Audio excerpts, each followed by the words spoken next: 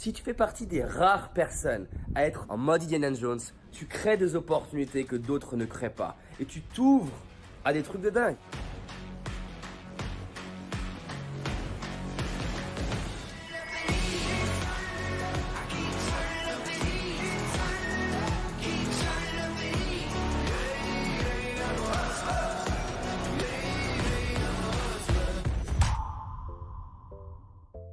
Quand c'est la merde, par exemple économique, il y a des possibilités. C'est-à-dire que tu vois bien que la plupart des entreprises les plus riches de la planète ont été construites en période de crise, là où c'est la galère. Et ce qui est super intéressant, c'est que quand tu regardes un peu l'économie, il y a ce qu'on appelle la courbe de l'optimisme et la courbe du pessimisme liée à la relation qu'il y a avec le marché de l'économie. Et que tu sois hyper optimiste ou hyper pessimiste, dans les deux cas, t'es aveugle. Quand t'es hyper optimiste, t'es en mode oh tout va bien et t'arrêtes de te former, t'arrêtes d'apprendre, t'arrêtes de te remettre en question, t'arrêtes de mettre en place des nouvelles choses et tu crois que la vie que t'as maintenant sera toujours la même. Et donc c'est là où tu fais des investissements financiers pourris, c'est là où tu te lances dans des aventures pourries, c'est là où t'arrêtes de te former, de te remettre en question, c'est là où t'arrêtes de prendre des nouveaux risques.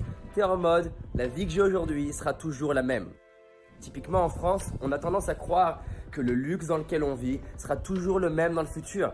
Or, on ne se rend pas compte que le luxe qu'on a aujourd'hui, il est le reflet du fait qu'on a des dizaines de générations préalables françaises qui ont bossé en fait. Et que là, pour le coup, il y a plein de pays dans le monde qui sont en train de prendre de plus en plus de compétences, qui ont faim et de désir d'avancer et que si on ne bouge pas, eh ben la France, ça peut devenir dans 100 ans ou plus un tiers-monde en fait. Le confort que tu as aujourd'hui, il n'est pas perpétuel. Et à l'inverse, quand tu es au pic du pessimisme, eh ben, tu penses que c'est que la galère, c'est que la merde, c'est que la difficulté. Et donc ce qui est intéressant, c'est que quand tu regardes l'évolution de l'humanité, même dans les moments où c'est la galère, il y a des opportunités. Et là où c'est génial quand il y a le pic de pessimisme, c'est que quand il y a le pic de pessimisme, tout le monde autour de toi est en mode « Ah, c'est dur, oh, c'est la galère », donc les gens prennent pas de risques, se forment pas non plus. Et donc du coup, si tu fais partie des rares personnes à être en mode Indiana Jones, à être en mode où est le trésor, où est la perle, où est l'opportunité, quand ça semble être la galère, tu crées des opportunités que d'autres ne créent pas. Et tu t'ouvres à des trucs de dingue. Il y a deux modes Indiana Jones. Le premier mode, c'est quand il t'arrive une galère, de se dire, ok, dans la galère, c'est quoi l'apprentissage? Qu'est-ce que je pourrais faire autrement? Comment je peux apprendre de ça et mettre en place un process, par exemple, dans mon business? Comment je peux apprendre de ça et faire en sorte de pouvoir l'éviter, ce problème-là, une prochaine fois? Comment je peux apprendre de ça, le transmettre à mes enfants ou à d'autres personnes pour que ça serve au moins quelqu'un? Et le deuxième mode, c'est le mode trésor en mode, ok, quel est le cadeau? C'est quoi le trésor à trouver? Où est-ce qu'elle est l'opportunité dans le présent et dans le futur proche et dans le long terme pour faire de ça une putain d'opportunité? Et donc, si en ce moment dans ta vie, tu es dans une phase d'hyper-optimisme, peut-être de te revenir sur terre et dire ok, c'est quoi les fondamentaux? Je voyais une interview de Nadal qui après avoir perdu se met à gagner. Les gens lui disent mais pourquoi tu célèbres pas plus? Et il répond que je perde, que je gagne, peu importe mon score, je m'entraîne le lendemain. Et vraiment, ça c'est la philosophie pour moi d'un champion.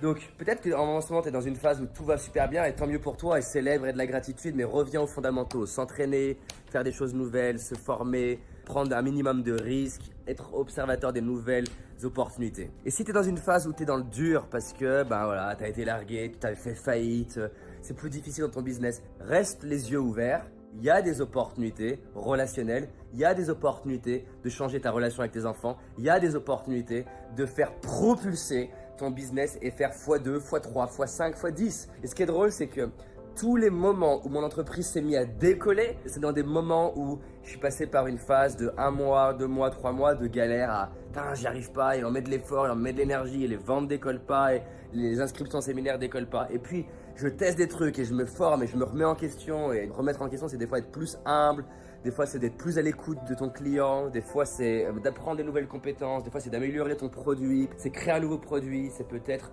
améliorer le support client.